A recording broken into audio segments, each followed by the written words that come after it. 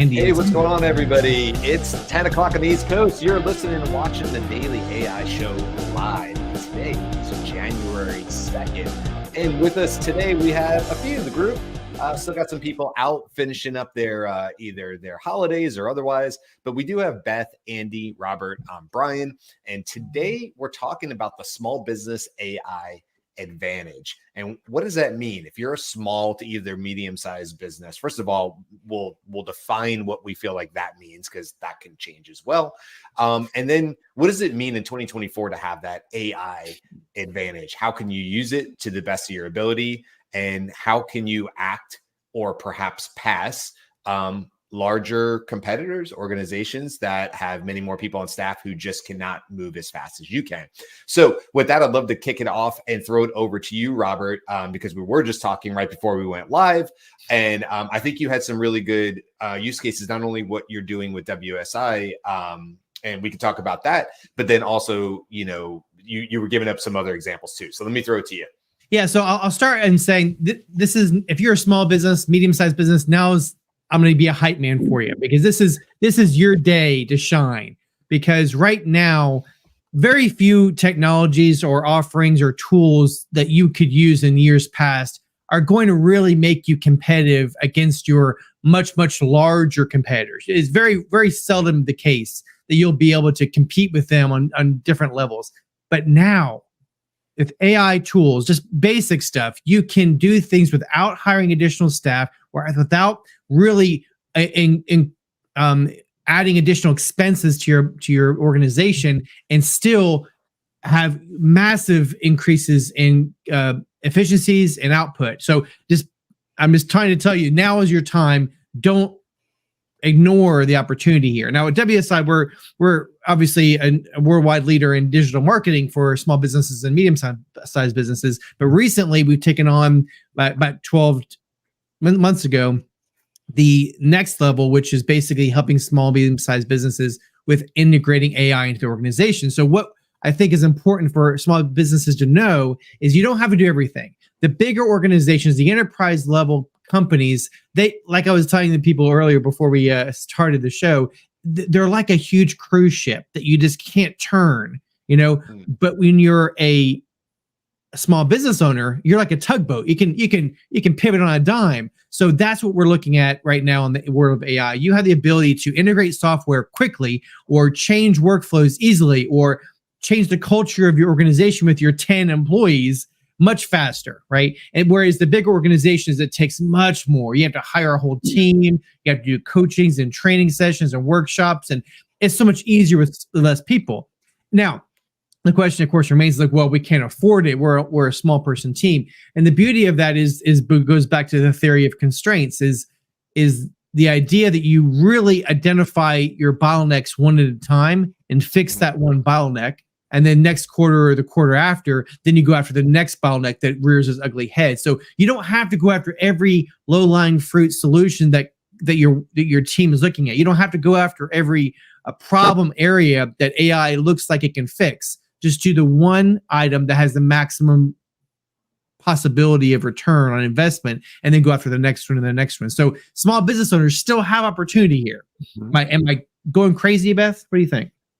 No, I think you're totally right. And actually, in the beginning, I want everybody to go back and listen to Robert's hype session and imagine like the strings and like the light is like coming down. It seemed like the beginning of like, you are the small business movie. I should have had music ready for that. I didn't realize we were coming in with the hype. I mean, cinematic maybe. Let's see. Is it now that's not hype music. Yeah. No. Okay. Next time I'll be ready for the hype. Go ahead. There we go. So if a small business of a team of 6 is a jet ski, is a tugboat, a solopreneur or a small partnership is a jet ski, right? Oh, there you go. So yeah. You have the opportunity as someone who has an idea right now to be hyper focused. And be able to like really like make an impact. And the risk for trying as a tiny team is incredibly low, right? So like try I mean, obviously, people have obligations and don't like sell your house. But but there's so much opportunity and there's so much information out about how to do things. And as a one person, you are not needing to take into consideration like everyone, like the 50-person team behind you and all of that. So I would say absolutely, I love what Robert said. And I really think that like the solopreneur or like the small but like cooperative partnership is a model moving forward. And some of those cooperative partners are AIs. Mhm. Okay, so you're listening. If somebody's listening to this right now, it's January 2nd. It's, and they're like, they're right. The Daily AI Show crew is right. I just listened to Robert. I listened to Beth. I need to make this a priority because I know I can become more efficient, more proficient. I can save time. I can save money, all the great things with AI. But I'm a team of 15. I'm a CEO of a team of 15. All right, Andy, go. What is the, to put you on the spot, because I know you have this, Andy, is like, what would you say is the focus? Like, because Robert's right. Like, don't try to eat the whole elephant. You got to take it in bite-sized pieces. So where is a really great place for maybe a small business to say, that's a great place to start if I was going to start somewhere with AI to try to be more nimble, to try to maybe catch up to a larger competitor? I'll get to that. I want to say about. I know I threw that on you. No, that's fine. There's a good context for what I'm going to say. The large enterprises had been using AI before 2023.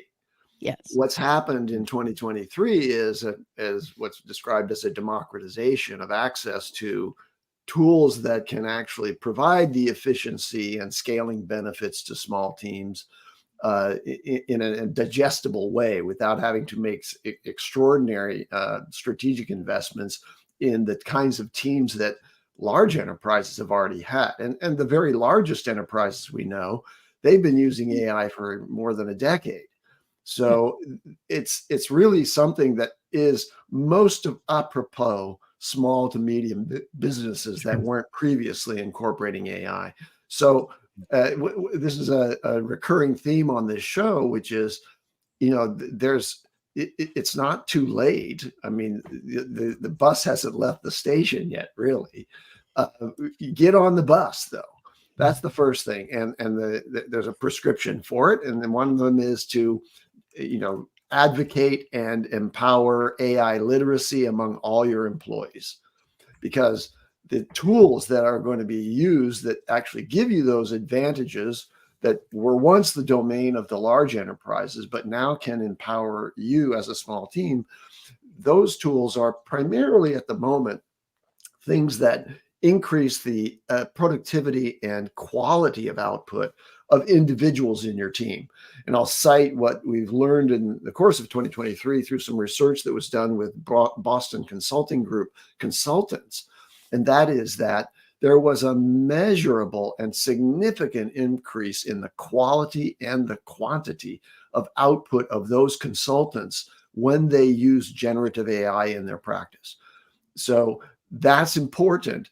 But what's even more important is the idea that the mediocre layer of consultants compared to the superstar consultants improved more relative, like compressing the range, so that a mediocre person on your team can be as effective and as impressive, as creative, as prolific as your very greatest superstars now, if they are given the tools.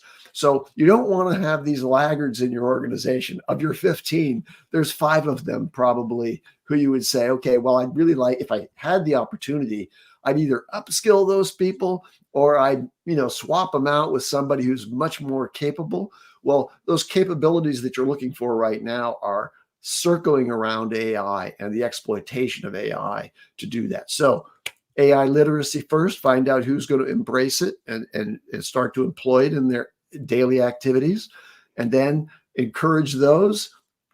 And then, find someone either in your organization or external to your organization including consultants like WSI or Scaled, in the case of those particular sort of verticals that you may belong to, and start to increase the actual deployment of what we call AI ops, which is you've got tasks that are now being sort of ameliorated by the use of generative AI, and you're using automations within that context to make this happen without necessarily requiring that some human be at their terminal initiating the process.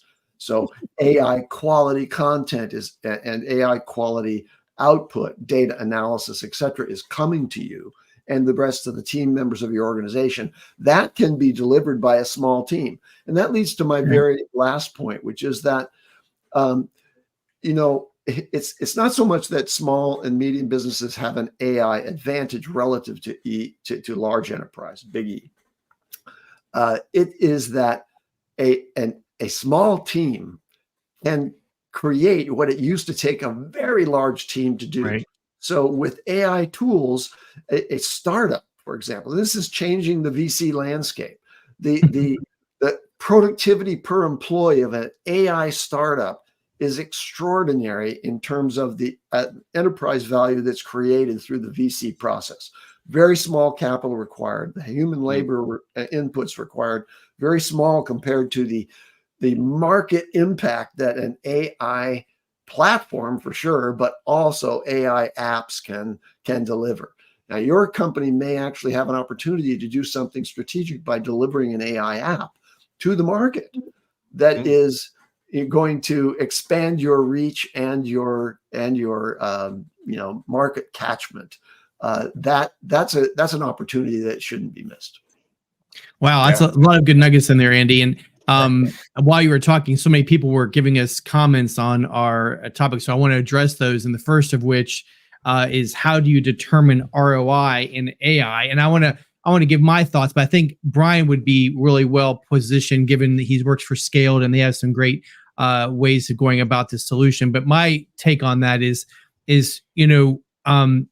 with AI, obviously there's some tools that you'll integrate or processes or workflows that you'll fix through some automation and whatnot that will make things happen in your organization that make it faster, more efficient, more productive, cost less.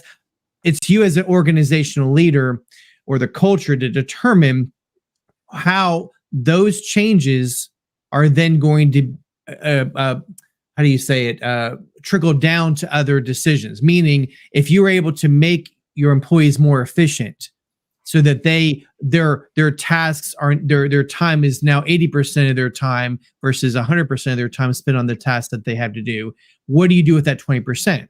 Do you put more on them and hire less people? Well, then you just saved yourself money and you made yourself more efficient. If you say, we'll give them more relaxation, well, then you've increased your employee happiness, right, in your organization. Or is it something to do with your supply chain, where you did something with AI? Now you made your cost go down. Now, when your cost goes down, do you lower your price or do you increase your profitability? So these are all, it's hard to say what your ROI is based on what the return is on the solution that you've integrated. Now, Brian, what do you have to say about that?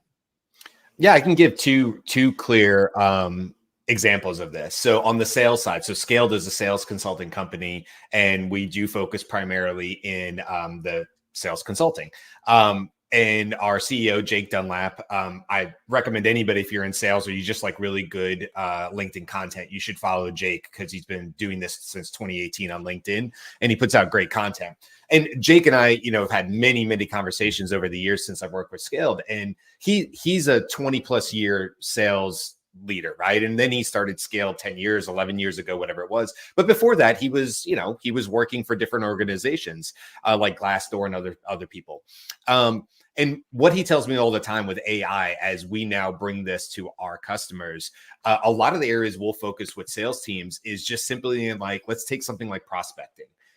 When you really listen to what Jake used to have to do as a sales leader, either whether he was leading or way back when he was like a SDR AE, somebody who was just on the phone, picking up the phone and doing maybe cold calling, the prospecting he would have to do and how long that would take, not that what he would have to do, how long the prospecting would take to feel like he could truly have a personalized touch for the end user, right? Whoever this lead was, this prospect was significant. I mean, he tells me all the time, and we've talked about it probably last week or before the break. He'd say, Brian, do you remember, like, do you know how long this used to take? Or he'll tell other people, this used to, like, think about this. It used to be like 20, 30 minutes for me to do this. And now we have AI processes that will do the same thing that we've deployed with our clients, that are helping sales teams do this in 3 or 4 minutes. Like 30 minutes to 3 or 4 minutes. That's one prospect. Now just take that ROI and multiply it out how many times your team of 3 or 4 or 10 or 20 or 40 sales leaders are going to do. And it is very quick how you can maximize that ROI or look at it, because sales teams know right away how long it takes to do good prospecting, what the results are from that, so on and so forth. That's one thing. On the LinkedIn strategy side, which is what I've done for several years now, I still have clients. I have clients today who have either come back to me because they've changed jobs, they're in new roles or whatever. They're executives at different companies, but I worked with them previously. And we've had conversations. In fact, I had one this morning, and we've talked about now what I can do for them using AI efficiencies as the consultant to them. And what I'm able to say to them is like, hey, look, this is either the prices come down or I'm now able to produce X amount more LinkedIn posts for you than I could in the past. In the past, this was an hour-long conversation with you and blah, blah, blah, all these things. Now with AI, and I don't try to hide that, by the way, when it comes to copywriting, I'm like, by the way, I use AI to maximize and increase your copywriting and put out a really great product. The difference is I can now 2x what I used to be able to do in the past for you. And now that I have more free time, since I'm not starting with a blank page every single time with writing, now I can create images. Now I can do more fun things with video that you couldn't afford to do with me in the past because I had to put 3 hours into writing a really good post. And now I don't have to do that. So the clients love it, right? Because now I'm able to show them very easy ROI. They know what they used to pay and what I can produce for them. And now with AI, they know what I can produce for them. And it's clearly more. So they're definitely getting more bang for their buck. It makes employees much more versatile. You're not singularly focused. A lot of you're not siloed into a specific skill set. AI is making you a little bit more diverse, and you're offering what you can provide. Additionally, what you said was a good point. Another thing that we do as well is that when we're proposing solutions, we give them a return. Like we say, this will increase efficiency by 40%, 80%. So that could be some similar to what you're doing with Scaled, is helping them make a decision whether this is a pathway before you even make that call. Somebody get asked, before you even determine whether it's an ROI. It's a pre-ROI. It's what the results are going to be based on the efficiencies that are going to be had. And Beth, go ahead. I'm going to throw this in there as well as you're talking. No, go ahead to answer this, and then I'll say my thing. I don't have an answer for it. I just thought it I'm gonna pull the thing on the screen. Beth's gonna improvise the answer to it. Well, you do improvise. Yes, human need is part of determining the cost and the ROI in AI. But what I want to talk about is also the shift that is happening. So as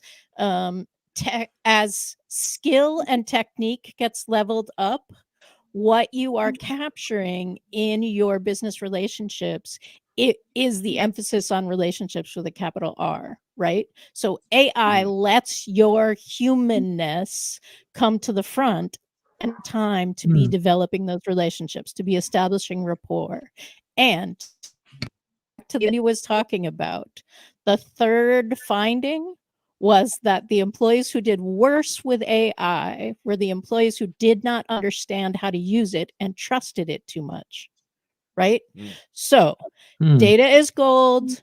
Human relationships are key. You don't have to have incredibly high-end production values to show your distinction, because that's not going to be a distinction by the end of 2024. Everybody's going to be able to do something that looks like it came out of a top ad agency. What you're going to be able to do is have the data, the knowledge, the experience, both in your industry and the broadness of your industry, but also with the individual consumers or customers or clients that you engage with. And that is the difference that we are seeing. And that's the small business advantage, because you and your 4 partners can sit down and have a very productive conversation about where we're going in a way that isn't as easy with you and your 90 employees. Mm-hmm. And I just want to If you want to have that conversation with 90 employees, talk to me, because I facilitate those conversations, but it is not as easy. I just want to, real quick before we jump into this, I just want to highlight what you said, Beth, because I think it's really important. AI will enhance, if you use it correctly, it will enhance personalization, not decrease it. Can you use AI to make personalization worse? Can you use AI to send out 4,000 emails in the next 5 minutes? Absolutely. Can you use AI to pepper every social media account you have for both business and personal, for you and your entire team? Can you use AI to put out automatic posts every single day? Absolutely. But you're missing it if that's what you think it's for. Because where I will tell you the real key to success is using AI to be very efficient at creating highly personalized approaches for your clients. And if you want to move quick, and you want to move fast, and you want to do it faster than your larger competitors can do, that's where I would put your time and money into it, because you can amaze and wow your future clients, and they will be like, I don't understand how you knew so much about me. And it's because you're using AI to learn and create highly curated and personalized touch points. So Beth, what you said, I'm 1,000 point, and it's what we try to preach all the time, is we're not saying more emails. God knows we're not saying more junk emails. We're saying use AI to create more personalized emails at scale efficiently. There you go. So anyway, that sounds like the same thing, but I won't push back yet. I don't want to waste my pushback. So how does this like you have one? I don't want to be known as that guy. And so here's another question, or from one of our users, or one of our LinkedIn viewers. How does this affect other apps like Adobe, Canva, etc., when AI is about automation and not creation? So how would you respond to that, Andy, or anybody? So I think this is it's a false premise. AI is not about automation. Automation, in my mind, is completely distinct from generative AI. Generative AI, it has the ability, you turn the temperature up, that's a parameter of randomness, and it'll be very creative. It'll hallucinate for you if you want. It'll do things that you could never anticipate, and it'll come up with novel and unexpected solutions. That's creativity. It's searching for the edges of all the possibilities. That's generative AI. Automation is just routinizing and repeating and looping things. And we have tools that we work with, and there's generative AI tools and there's automation tools. And there's only an intersection between the automation tools and the generative AI when the automation tool makers like Zapier that have been around forever, I don't know, 15 years or something, those are automation tools. Now they're starting to incorporate generative AI co-pilots that allow you to talk to the automation tools and accomplish something that's akin to linking together different applications. That's the automation part of it, and putting them in a repeatable chronological sequence. That automation can now be done with a lot greater ease because they're putting AI sort of coding tools, coding being a language that AI understands. It can generate interesting connections. It's not going to get creative with you on your automation, but it's going to certainly facilitate your ability to generate an automation. So you also don't need to wonder about this question. Go get a free Canva account. Use Magic Write. Use generate image, right? Like you can know some of this. Remove the background. Remove background's been available for a while, but with AI, it's better. It's better. There's Adobe free things. Microsoft Copilot has a bunch of stuff for free. This is something you can answer for yourself. Yeah, and that's a great point too. Like, if you're a small business, this does not have to cost you a lot. Now, we've talked about this in previous shows where I will say, like, maybe November, December, maybe early December, we talked about, hey, if we had $100 a month to spend, go back and listen to that episode, by the way, because it's a good one. If each of us had $100 to spend per month, what AI tools would we spend that $100 on? That's a great one. If you're not quite sure where to start, I highly recommend going back and taking a listen to that episode, because that's exactly what we talk about from our unique perspectives. You know, when we all come from different industries and stuff like that, how would we maximize or try to maximize the investment? But Beth, you're right. To a certain point, you can also start with $0 or, you know, if not $0, $20 a month, maybe to get you started with everything that'll come with a ChatGPT, a pro account, which would be like a starter point, right? But you could still go to Bing and you can use ChatGPT. You can do Adobe Express. You can do Canva on the free side. You won't get all the AI bells and whistles, but you will certainly get some of them. And if you're not started at all, this is where you should be focusing your time. And back to Robert's original point, figure out one small thing that you can make easier for you or your team and focus there first. Don't try to accomplish everything that you want to accomplish in 2024. You got to get started somewhere, and better to have something that's working and already helping you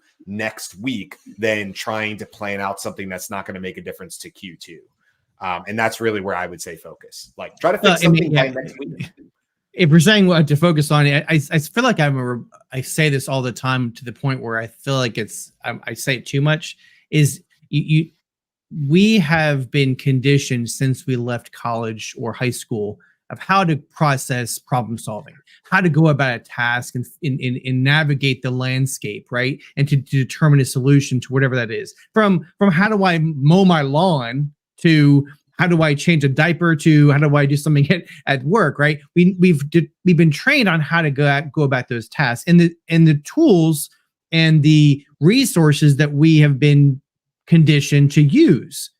What I'm trying to say now, with all that premise, is use AI now in that equation. Stop. It's really hard to pivot as humans, as adults who have been doing this for a while. That's the hardest part, I think, in all of this, is you got to retrain your brain to think of your problem in terms of AI as a solution possibility. And once you've done that, you won't be able to find something it can't do for you.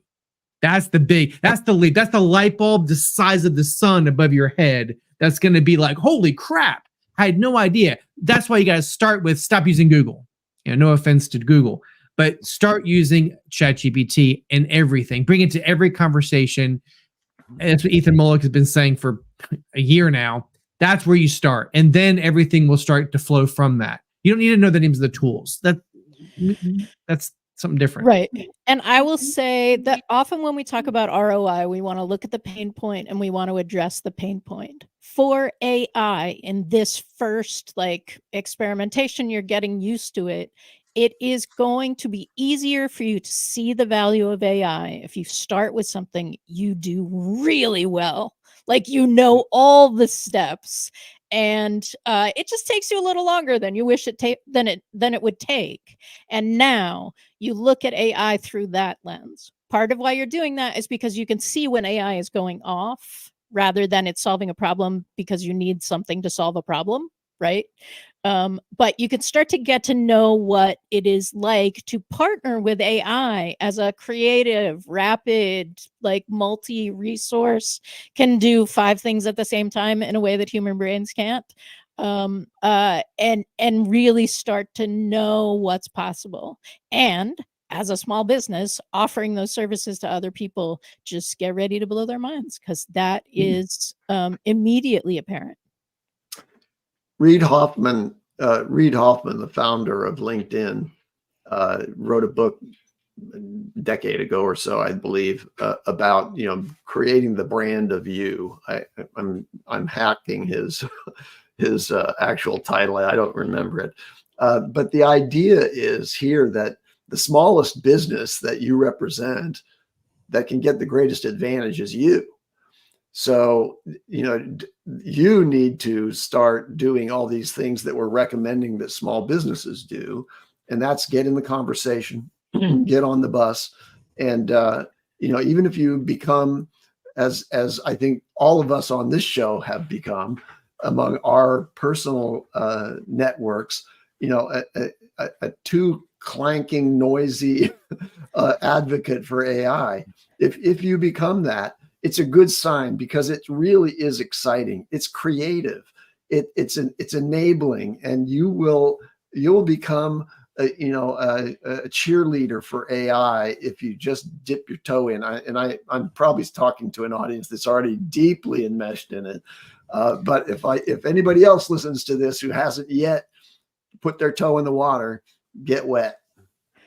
Yep. We have a variety of audience. Yeah, you're muted. Robert, we can't Robert. hear you. New fancy mic. This is a new. Well, So Robert will move. Does that work? There we go. Yeah. There you So, go. so we got to address this. This is like, if you can sway one person a day to AI, then you've done your job on this group here on this podcast. Right, and this is the person right here. Take us home with this. This is the key. I love this. This is a person who's like, I don't feel comfortable. Show me how. Log into ChatGPT, okay? And whatever you were just about to ask Google, now ask ChatGPT, okay? Even the free version. If you don't like that, go to Claude and use Claude. Free version still. Or Perplexity. Or Perplexity, yeah. But I like the ChatGPT interface because it's a little bit better for newer users. So get in there, try it out. And he says, have no idea to start function authentically with AI. You don't need a function. You just need to play around with it. The beauty of it is Google is not conversational, at least not yet. ChatGPT is conversational. You can literally talk to it. It's like, hey, I'm having a bad day. Give me some ideas of what I should do today to make me feel better. Something as simple as that. Or I need whatever you're doing on a daily basis, ask the ChatGPT instead of Google. And honestly, instead of having to navigate the blue links like you're currently doing and go to websites and actually, okay, let's give them a website. The website is what? The question is chat.openai.com. Okay, type it in say there. One more time, Andy. Chat.openai.com. Yeah. So for any of our audio listeners, somebody just asked, Robert, you were responding to a question because I know not everybody can see the screen. So I have no idea where to start to function authentically with AI. Google allows me to view many ideas and process how these things contribute to my own thoughts. So Robert, you were just answering that. And I think it was the same commenter, because all we can see on our side at the moment is LinkedIn user. So I apologize if this was somebody different, but somebody said log in where. Andy responded, he said like chat.openai.com. That's a great place to start. But you also have some other tools that are out there. People love or hate Bing, Google Bard. But I will say this, and I think it's bard.google.com. There's no login required. You can literally go to it like a Google search and just start there. So if you're even at a point where you're like, I don't even want to log in somewhere, I just want to go to a site because I'm used to Google. I mean, it's probably not any of our most favorite AI tools, but bard.google.com requires zero login, and you can just ask it. To that matter, perplexity.ai.com is Perplexity AI. Perplexity, PERPLEXITY.ai also does not require, if you don't want to, you can sign it if you want to, and it'll save your searches and such. But you don't have to sign in there either. So two use cases right there where you literally could just go to your typical browser window in Chrome or whatever you're using and just literally start using some benefits of AI. There we go. So who just brought that up? Robert? It's me. Robert. Sorry. Yep. Yeah. Ooh. Just showing a quick. Somebody's got some feedback on their mic. Robert does. I just muted you. Sorry. Sorry, Robert. I think you're yeah. So the user's saying, thank you. You've got feedback, Robert. That's why we're muting you. Yeah. Go ahead. Sorry. Okay. So, we can't get Robert, so we're just going to wrap it up. But he just pulled up his screen really quick to show. I know. Thank you. The show ChatGPT. But yeah, go check that out. it's a starting point. So look, whether you feel like, look, I've learned a lot about AI in 2023, but perhaps I just haven't pulled the trigger at my company. Whether you're listening to this and being like, I keep hearing about it, but I haven't done it, and that's why I'm listening to this podcast to learn more. Or maybe you're a little further down the road and you've done a few automations. In that case, I would say for those people, just be careful in 2024 of shiny objects. There's lots of ways to do lots of fun things with AI, but you really do need to keep coming back and saying, is this improving? Is this making us more efficient? Whatever the word is you want to put in there. Is this actually helping our business day to day? Because I will tell you from personal experience, there are times where you can be using AI and automation and it actually does slow down the process. So it's iterative. You got to keep coming back to it to make sure that it's doing what you want it to do for you. So with that, we'll kind of wrap things up. Yeah, where's my screen on there? Hopefully this was helpful to you guys. Tomorrow we're going to be talking about the news.